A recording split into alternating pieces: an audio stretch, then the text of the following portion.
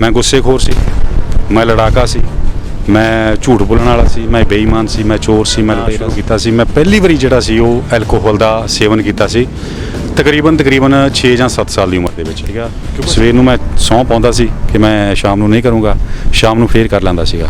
ਘਰ ਦੇ ਇਸ ਗੱਲ 'ਤੇ ਤਪਦੇ ਵੀ ਸੀ, ਔਖੇ ਵੀ ਹੁੰਦੇ ਸੀ, ਤਕਲੀਫ 'ਚ ਸੀ।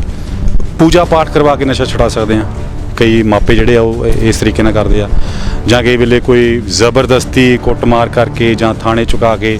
ਇੱਕ ਅਡਿਕਟ ਪਰਸਨੈਲਿਟੀ ਆ, ਉਹ ਇਹਨਾਂ ਗੱਲਾਂ ਨਾਲ ਨਸ਼ਾ ਨਹੀਂ ਛੱਡਦਾ। ਵੈਸੇ ਇੱਕ ਯੂਨੀਵਰਸਲ ਟਰੁੱਥ ਆ, ਅਮਲੀਆਂ ਦੀਆਂ ਘਰ ਵਾਲੀਆਂ ਚੰਗੀਆਂ ਹੁੰਦੀਆਂ। ਉਹਨੂੰ ਬਿਲਕੁਲ ਵੀ ਹੈ ਨਾ ਇੱਕ ਡੋਮੀਨੇਟ ਨਾ ਕਰੋ ਵੀ ਹਾਂਜੀ ਤੂੰ ਅੱਜ ਕੁਛ ਖਾਧਾ ਲੱਗਦਾ ਆ, ਅੱਜ ਤੇਰੀ ਆਵਾਜ਼ ਇੱਦਾਂ ਦੀ ਆ, ਅੱਜ ਤੇਰੀਆਂ ਅੱਖਾਂ ਇਹੋ ਜਿਹੀਆਂ ਆ। ਉੱਥੇ ਤੁਹਾਡਾ ਜਿੰਨਾ ਮਰਜ਼ੀ ਸਕੇ ਤੂੰ ਸਕਾ ਹੋਵੇ, ਉਹ ਵੀ ਇੱਕ ਦਿਨ ਅੱਕ ਕੇ ਤੁਹਾਡਾ ਸਾਥ ਛੱਡ ਦਿੰਦਾ ਆ। ਯਾਰ ਦੋਸਤ ਕਿੰਨਾ ਕੁ ਸਮਝਾ ਲੈਣਗੇ, ਕਿੰਨਾ ਕੁ ਅੱਜ ਕੱਲ੍ਹ ਕਿਸੇ ਕੋਲ ਟਾਈਮ ਨਹੀਂ ਹੈ। ਸਾਇੰਸ ਟੀਵੀ ਦੇਖ ਰਹੇ ਸਾਰੇ ਦਰਸ਼ਕਾਂ ਦਾ ਸਵਾਗਤ ਹੈ। ਮੈਂ ਰਵੀ ਗਿੱਲ। ਜਿਵੇਂ ਕਿ ਅੱਜ ਇੰਟਰਨੈਸ਼ਨਲ ਅਗੇਂਸਟ ਡਰੱਗਸ ਡੇ ਹੈ ਅਤੇ ਡਰੱਗਸ ਦੇ ਨਾਲ ਕਈ ਲੋਕਾਂ ਦੀ ਜ਼ਿੰਦਗੀ ਬਰਬਾਦ ਹੋਈ ਹੈ, ਅਤੇ ਅਸੀਂ ਅੱਜ ਇਹੋ ਜਿਹੇ ਸ਼ਖਸ ਦੇ ਨਾਲ ਤੁਹਾਨੂੰ ਮਿਲਾਵਾਂਗੇ ਕਿ ਜੋ ਇਸ ਦਲਦਲ 'ਚੋਂ ਨਿਕਲ ਕੇ ਵਾਪਸ ਇੱਕ ਵਧੀਆ ਖੁਸ਼ਹਾਲ ਜ਼ਿੰਦਗੀ ਦੇ ਵਿੱਚ ਆਇਆ ਹੈ। ਇਸ ਸ਼ਖਸ ਦੇ ਬਾਰੇ ਤੁਹਾਨੂੰ ਪਹਿਲੇ ਦੱਸਣਾ ਚਾਹਾਂ ਕਿ ਇਹ ਪਹਿਲੇ ਥੀਏਟਰ ਕਰਦੇ ਸੀਗੇ, ਉਹਦੇ ਬਾਅਦ ਹੌਲੀ ਹੌਲੀ ਯਾਰਾਂ ਦੋਸਤਾਂ ਦੀ ਸੰਗਤ ਦਾ ਕਰਕੇ ਨਸ਼ੇ ਦੇ ਵਿੱਚ ਪੈ ਗਏ ਸੀਗੇ। ਨਸ਼ੇ ਦਾ 13 ਸਾਲ ਸਫ਼ਰ ਜੋ ਇਹਨਾਂ ਦੀ ਜ਼ਿੰਦਗੀ ਦਾ ਨਸ਼ੇ ਦੇ ਵਿੱਚ ਰਿਹਾ ਆ, ਅਤੇ ਉਹਦੇ ਬਾਅਦ ਇਹ ਨਸ਼ੇ ਦੇ ਵਿੱਚੋਂ ਨਿਕਲ ਕੇ ਹੌਲੀ ਹੌਲੀ ਆਪਣੀ ਜ਼ਿੰਦਗੀ ਦਾ ਦੁਬਾਰਾ ਥੀਏਟਰ ਦੇ ਵਿੱਚ ਗਏ। ਉਹਦੇ ਬਾਅਦ ਆਪਣੀ ਜ਼ਿੰਦਗੀ ਨੂੰ ਚੇਂਜ ਕੀਤਾ ਅਤੇ ਹੁਣ ਬਹੁਤ ਵਧੀਆ ਮੁਕਾਮ ਦੇ ਉੱਤੇ ਪਹੁੰਚ ਚੁੱਕੇ ਨੇ। ਅਤੇ ਅਸੀਂ ਗੱਲ ਕਰਨ ਜਾ ਰਹੇ ਹਾਂ ਇਸ ਟਾਈਮ ਇਹ ਬਹੁਤ ਵਧੀਆ ਸ਼ਖਸੀਅਤ ਦੀ, ਜਿਨ੍ਹਾਂ ਦਾ ਨਾਮ ਹੈ ਰਾਮ ਔਜਲਾ ਜੀ। ਉਹਨਾਂ ਨਾਲ ਗੱਲਬਾਤ ਕਰਦੇ ਹਾਂ। ਸਤਿ ਸ਼੍ਰੀ ਅਕਾਲ ਜੀ। ਸਤਿ ਸ਼੍ਰੀ ਅਕਾਲ ਵੀਰ ਜੀ, ਕੀ ਹਾਲ ਚਾਲ ਹੈ? ਸਰ, ਕੀ ਕਹਿਣਾ ਚਾਹੁੰਦੇ ਹੋ ਕਿ ਤੁਸੀਂ ਨਸ਼ੇ ਦੇ ਦਲਦਲ ਦੇ ਵਿੱਚ ਫਸੇ ਸੀਗੇ, ਬਾਹਰ ਆਏ ਦੁਬਾਰਾ, ਹੁਣ ਬਹੁਤ ਵਧੀਆ ਮੁਕਾਮ 'ਤੇ ਪਹੁੰਚੇ ਹੋ? ਜੀ ਮੈਂ ਰਵੀ ਜੀ ਇੱਥੇ ਆਉਣ 'ਤੇ ਤੁਹਾਡਾ ਸਵਾਗਤ ਕਰਦਾ ਜੀ, ਔਰ ਸਾਂਝ ਟੀਵੀ ਦੇਖਣ ਵਾਲੇ ਦਰਸ਼ਕਾਂ ਨੂੰ ਮੇਰੇ ਵੱਲੋਂ ਪਿਆਰ ਭਰੀ ਸਤਿ ਸ਼੍ਰੀ ਅਕਾਲ। ਰਵੀ ਜੀ, ਪਹਿਲਾ ਸਵਾਲ ਜਿਹੜਾ ਤੁਹਾਡਾ ਇਹੀ ਆ ਕਿ ਨਸ਼ੇ ਦੇ ਉੱਤੇ ਕਿ ਮੈਂ ਨਸ਼ਾ ਕਿੱਥੋਂ ਸ਼ੁਰੂ ਕੀਤਾ ਜਾਂ ਕਿਵੇਂ ਕਰਨਾ ਸ਼ੁਰੂ ਕੀਤਾ।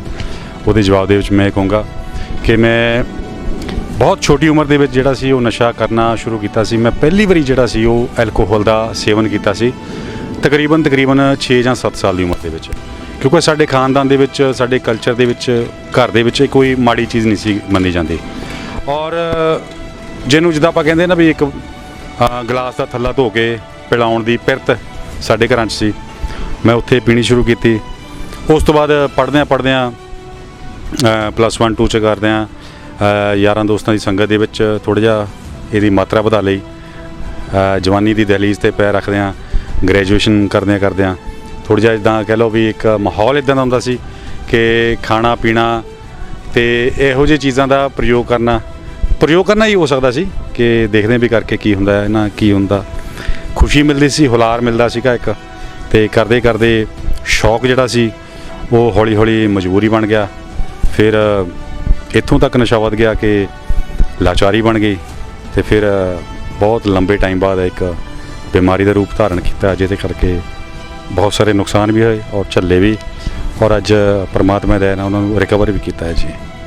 ਨਸ਼ੇ ਦੇ ਦਲਦਲ 'ਚੋਂ ਨਿਕਲਣਾ ਤਾਂ ਬਹੁਤ ਹੀ ਜ਼ਿਆਦਾ ਮੁਸ਼ਕਿਲ ਹੁੰਦਾ, ਕਿਉਂਕਿ ਕਾਫੀ ਲੋਕ ਆਪਣੀ ਨਸ਼ੇ ਦਾ ਕਰਕੇ ਜ਼ਿੰਦਗੀ ਗਵਾ ਚੁੱਕੇ ਨੇ ਜੀ, ਅਤੇ ਕਈ ਲੋਕ ਤਾਂ ਬਾਰ-ਬਾਰ ਸੈਂਟਰਾਂ ਦੇ ਵਿੱਚ ਜਾ ਕੇ ਵੀ ਵਾਪਸ ਆਏ ਨੇ, ਅਤੇ ਫਿਰ ਵੀ ਨਸ਼ੇ ਦੇ ਦੁਬਾਰਾ ਸੈਂਟਰਾਂ ਦੇ ਵਿੱਚ ਨਸ਼ਾ ਛੱਡਣ ਦੇ ਲਈ ਜਾ ਰਹੇ ਨੇ। ਹਾਂਜੀ, ਨਸ਼ਾ ਛੱਡਣ ਲਈ ਕਾਰਗਰ ਜਿਹੜਾ ਸਾਧਨ ਆ ਅੱਜ ਦੇ ਯੁੱਗ ਦੇ ਵਿੱਚ, ਅਸੀਂ ਕਈ ਵੇਲੇ ਸੋਚਦੇ ਹਾਂ ਕਿ ਵੀ ਪੂਜਾ ਪਾਠ ਕਰਵਾ ਕੇ ਨਸ਼ਾ ਛੁਡਾ ਸਕਦੇ ਹਾਂ। ਕਈ ਮਾਪੇ ਜਿਹੜੇ ਆ ਉਹ ਇਸ ਤਰੀਕੇ ਨਾਲ ਕਰਦੇ ਆ, ਜਾਂ ਕਈ ਵੇਲੇ ਕੋਈ ਜ਼ਬਰਦਸਤੀ ਕੁੱਟਮਾਰ ਕਰਕੇ ਜਾਂ ਥਾਣੇ ਚੁਕਾ ਕੇ ਨਸ਼ਾ ਛੁਡਾਉਣ ਦੀ ਵੀ ਇੱਕ ਨਾ ਲੋਕਾਂ 'ਚ ਹੁੰਦੀ, ਘਰਦਿਆਂ 'ਚ ਕਿ ਇਸ ਤਰੀਕੇ ਨਾਲ ਛੁਡਾ ਸਕਦੇ ਹਾਂ। ਹਰਾਸ ਕਰਕੇ ਨਸ਼ਾ ਛੁਡਾਉਣ ਦੀ ਜਿਹੜੀ ਆ ਗੱਲ ਵੀ ਸਾਹਮਣੇ ਆਉਂਦੀ ਆ।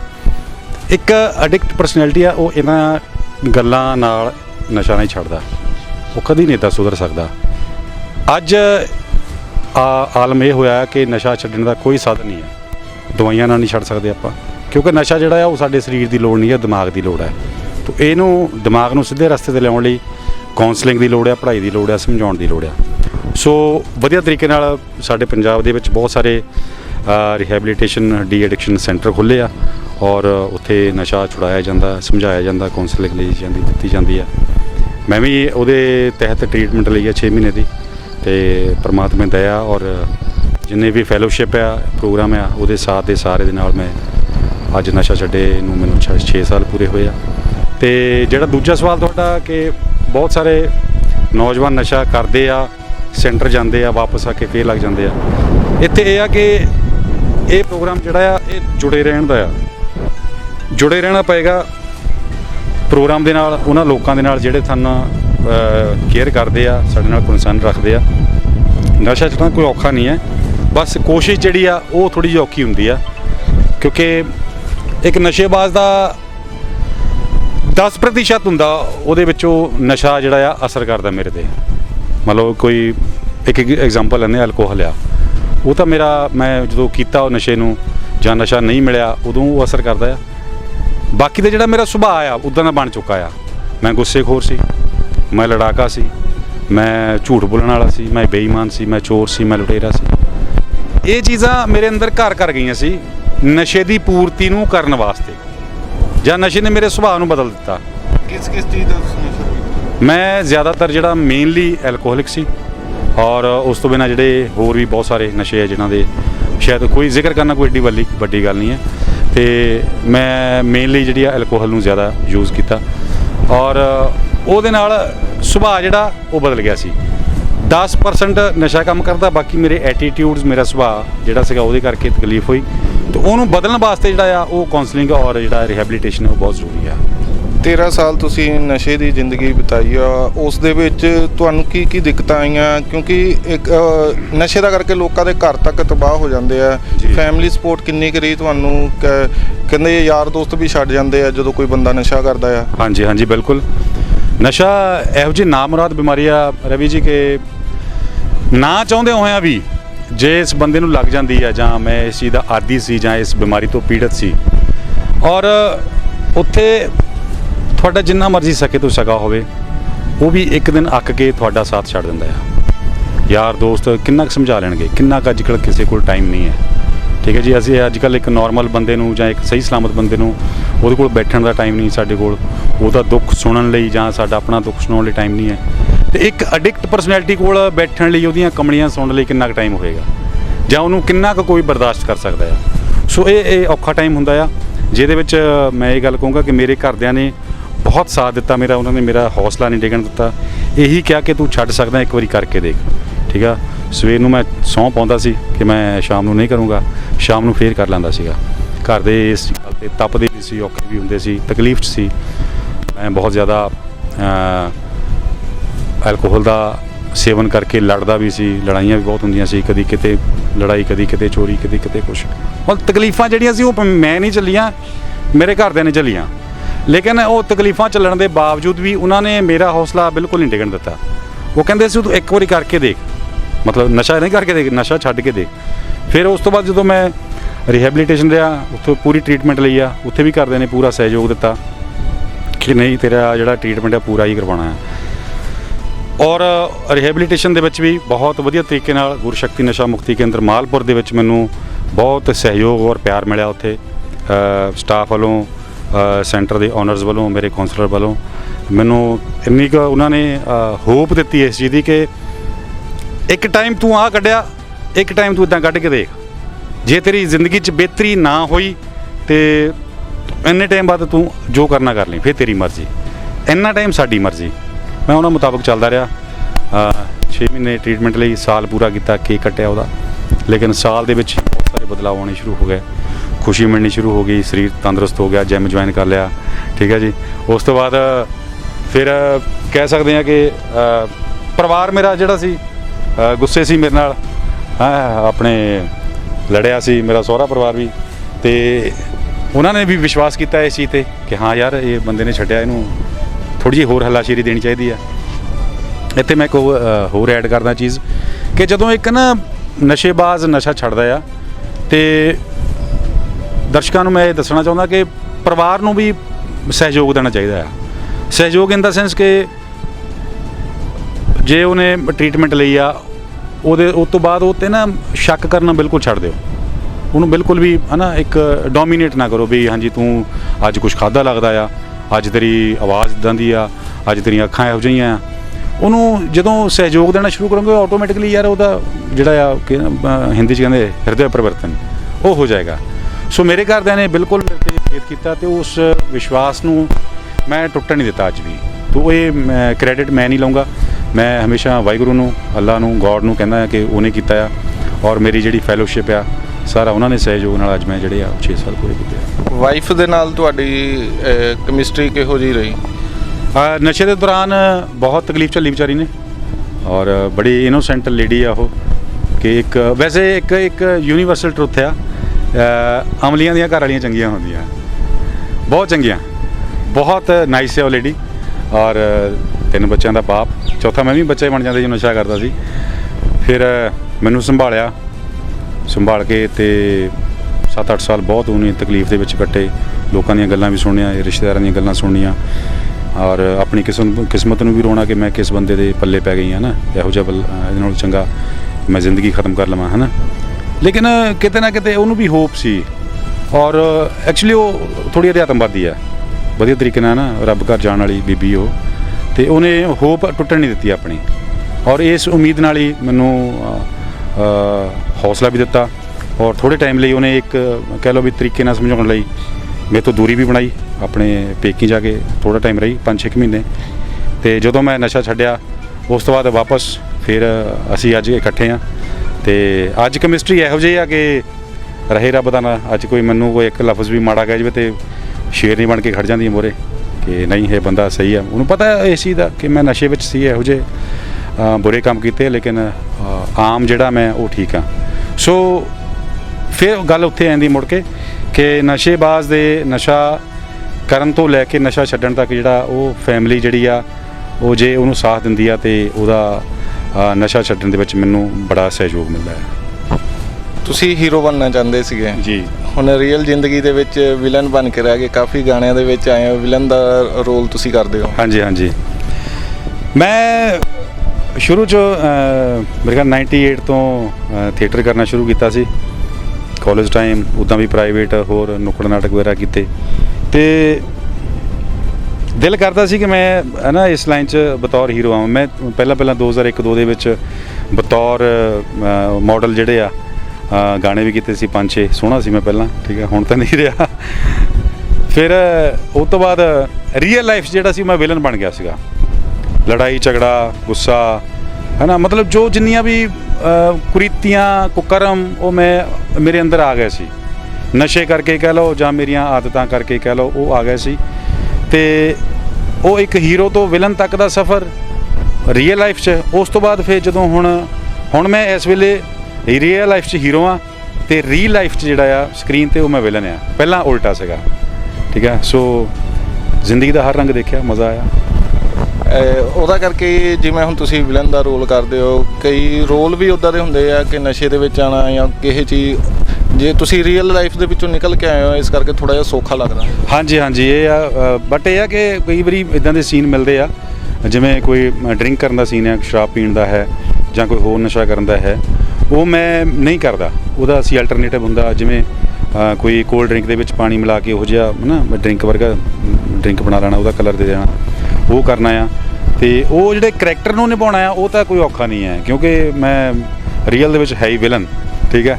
ਤਾਂ ਸਕਰੀਨ 'ਤੇ ਉਸ ਚੀਜ਼ ਨੂੰ ਲਿਆਉਣਾ ਕੋਈ ਮੇਰੇ ਲਈ ਔਖਾ ਨਹੀਂ ਹੈ।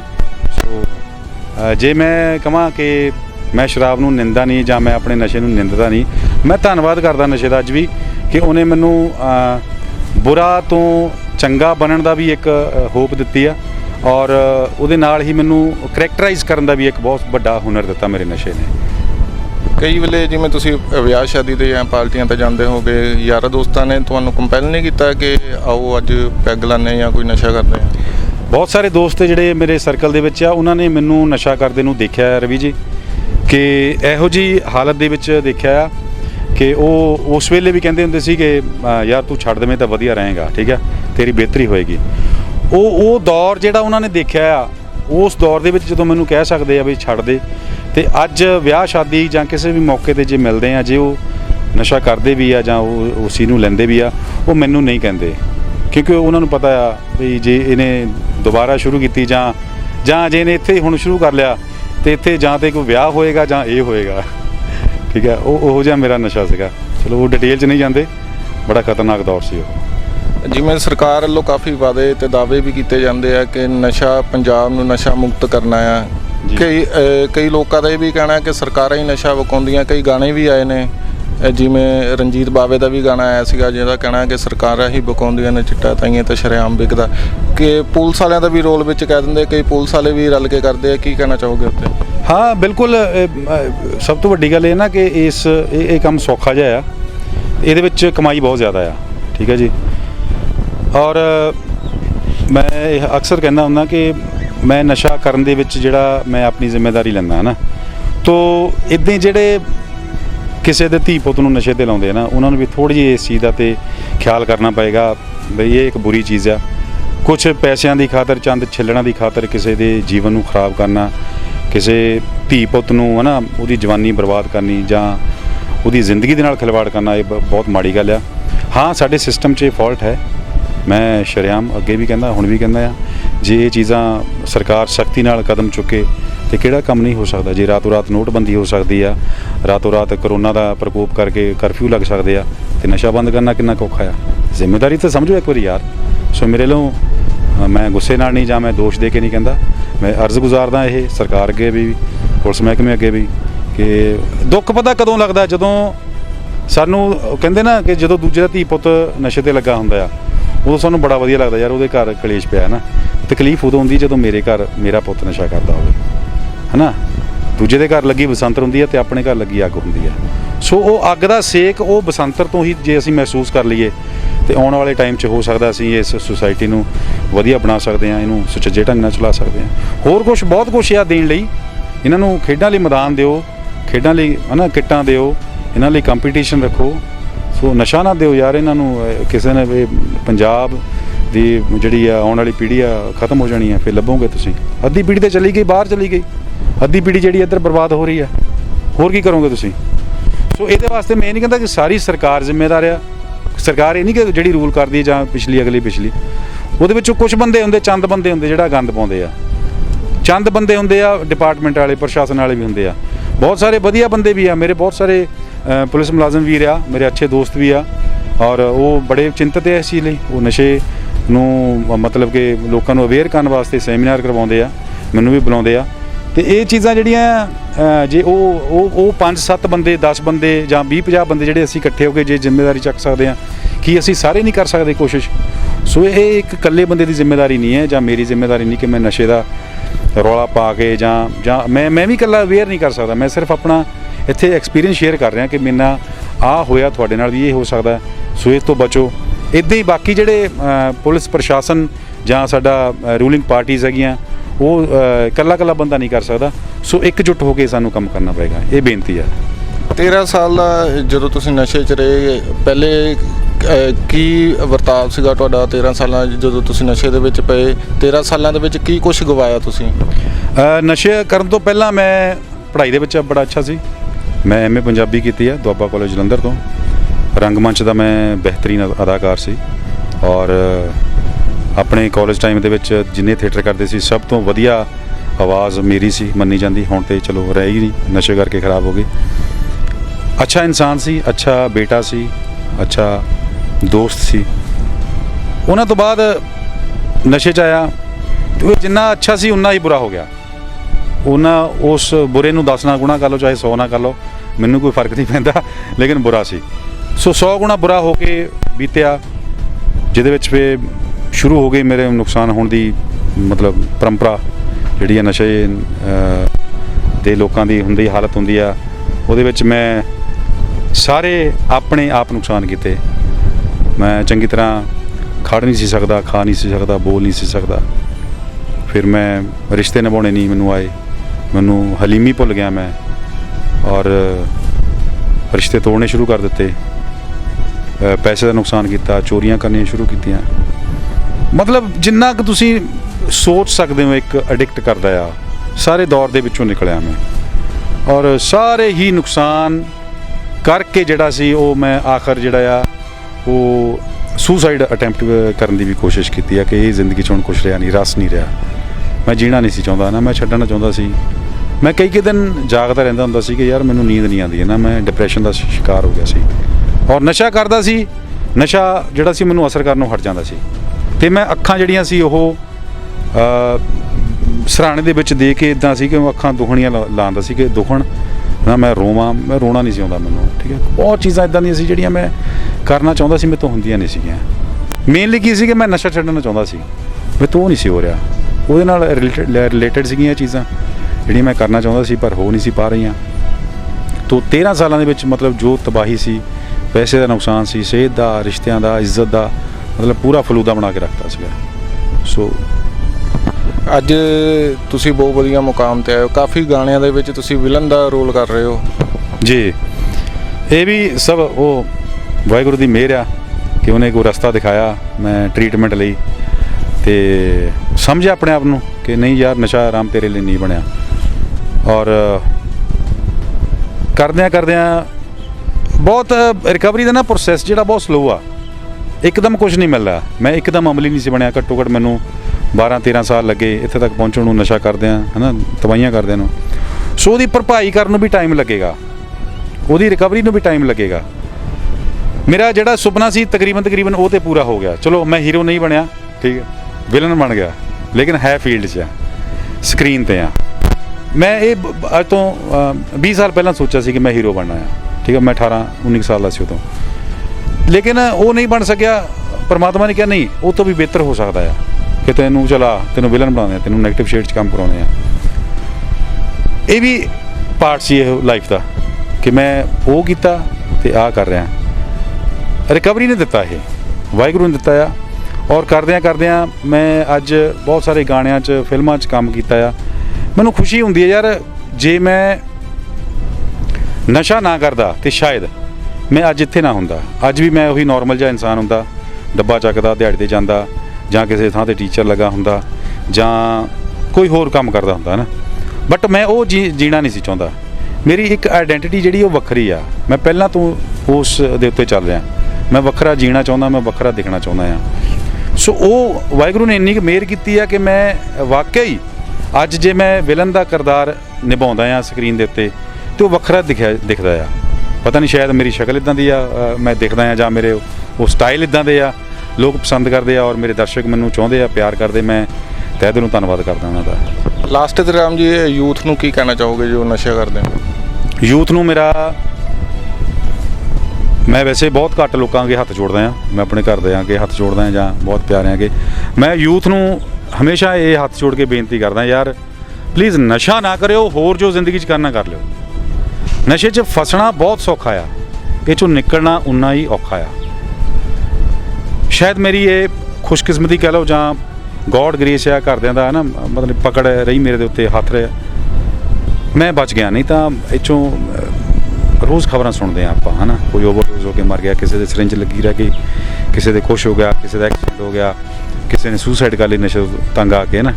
ਸੋ ਬਹੁਤ ਕੰਮ ਆ ਹੋਰ ਕਰਨ ਵਾਲੇ, ਬਹੁਤ ਸਾਰੇ ਕੰਮ ਆ, ਠੀਕ ਆ। ਸਾਡੇ এনवायरमेंट 'ਤੇ ਕੰਮ ਕਰਨ ਵਾਲਾ ਇਹਦਾ ਨਸ਼ਾ ਬਹੁਤ ਵੱਖਰਾ ਆ, ਪੜ੍ਹਨ ਦਾ ਨਸ਼ਾ ਵੱਖਰਾ ਆ, ਠੀਕ ਆ, ਖੇਡਣ ਦਾ ਨਸ਼ਾ, ਜਿੰਮ ਦਾ ਨਸ਼ਾ, ਠੀਕ ਆ, ਬੇਸ਼ੁਮਾਰ ਨਸ਼ੇ ਆ ਯਾਰ ਇੱਥੇ। ਉਹ ਦੇਖਣ ਵਾਲੀ ਅੱਖ ਚਾਹੀਦੀ, ਉਹ ਕਰਨ ਵਾਲੀ ਜੀਭ, ਉਹ ਕਰਨ ਵਾਲਾ ਦਿਮਾਗ ਚਾਹੀਦਾ।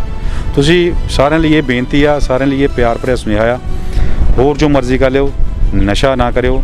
ਨਸ਼ੇ ਤੋਂ ਸ਼ਾਇਦ ਹੀ ਕੋਈ ਵਾਪਸ ਆਵੇ, ਨਹੀਂ ਤਾਂ ਇਹ ਜ਼ਿੰਦਗੀ ਨਹੀਂ ਬਚਦੀ। ਸੋ ਜਿਵੇਂ ਅਸੀਂ ਗੱਲਬਾਤ ਕੀਤੀ ਹੁਣੀ ਕਿ ਰਾਮ ਔਜਲਾ ਜੀ ਨਾਲ, ਜਿਨ੍ਹਾਂ ਨੇ ਆਪਣੀ ਜ਼ਿੰਦਗੀ ਦੇ ਵਿੱਚ ਨਸ਼ੇ ਨੂੰ ਲੈ ਕੇ ਕਾਫੀ ਕੁਝ ਗਵਾਇਆ। ਨਸ਼ਾ ਛੱਡਣ ਦੇ ਬਾਅਦ ਹੁਣ ਆਪਣੀ ਲਾਈਫ ਦੇ ਵਿੱਚ ਕਾਫੀ ਵਧੀਆ ਇਹਨਾਂ ਦੀ ਲਾਈਫ ਸਟਾਈਲ ਹੋਇਆ ਪਿਆ। ਅਤੇ ਸੋ ਇਹਨਾਂ ਨੇ ਅਪੀਲ ਵੀ ਕੀਤੀ ਹੈ ਕਿ ਯੂਥ ਨੂੰ ਕਿ ਨਸ਼ਾ ਜੇ ਕਰਨਾ ਹੀ ਹੈ ਤਾਂ ਖੇਡਾਂ ਦਾ ਕਰੋ, ਪੜ੍ਹਾਈ ਦਾ ਕਰੋ। ਹੋਰ ਵੀ ਕਾਫੀ ਉਪਲਬਧੀਆਂ ਨੇ ਜੋ ਨਸ਼ੇ ਨੂੰ ਸਾਈਡ 'ਤੇ ਰੱਖ ਕੇ ਇਹ ਉਪਲਬਧ ਕਰ ਸਕਦੇ ਨੇ। ਜਲੰਧਰ ਤੋਂ ਕੈਮਰਾਮੈਨ ਸਾਹਿਲ ਦੇ ਨਾਲ ਰਵੀ ਗਿੱਲ ਦੀ ਰਿਪੋਰਟ। ਤੁਸੀਂ ਦੇਖ ਰਹੇ ਹੋ ਸਾਂਝ ਟੀਵੀ ਨਿਊਜ਼ ਪੋਰਟਲ। ਸ਼੍ਰੀ ਸ਼ਾਮ ਜੋਤਿਸ਼ ਕੇਂਦਰ ਗੁਰਾਇਆ, ਜੋ 24 ਘੰਟਿਆਂ ਵਿੱਚ ਕਰਨਗੇ ਤੁਹਾਡੀ ਹਰ ਸਮੱਸਿਆ ਦਾ ਹੱਲ। ਜੇਕਰ ਤੁਹਾਡਾ ਪਤੀ, ਪ੍ਰੇਮੀ ਜਾਂ ਬੇਟਾ ਕਿਸੇ ਦੇ ਵੱਸ ਵਿੱਚ ਹੈ ਤਾਂ ਘਬਰਾਓ ਨਾ। ਪਿਆਰ ਵਿੱਚ ਧੋਖਾ ਖਾਦੇ ਪ੍ਰੇਮੀ ਪ੍ਰੇਮਿਕਾ ਜਲਦ ਸੰਪਰਕ ਕਰਨ, ਅਸੀਂ ਤੁਹਾਡਾ ਪਿਆਰ ਟੁੱਟਣ ਨਹੀਂ ਦੇਵਾਂਗੇ। ਕੋਰਟ ਕਚਹਿਰੀ ਵਿੱਚ ਜਿੱਤ ਜਾਂ ਵਿਦੇਸ਼ ਯਾਤਰਾ, ਇੱਕ ਫੋਨ ਬਦਲ ਸਕਦਾ ਹੈ ਤੁਹਾਡੀ ਜ਼ਿੰਦਗੀ। ਆਉਣ ਤੋਂ ਪਹਿਲਾਂ ਫੋਨ ਜ਼ਰੂਰ ਕਰੋ। ਪੰਡਿਤ VK ਸ਼ਾਸਤਰੀ, 099 682 98782।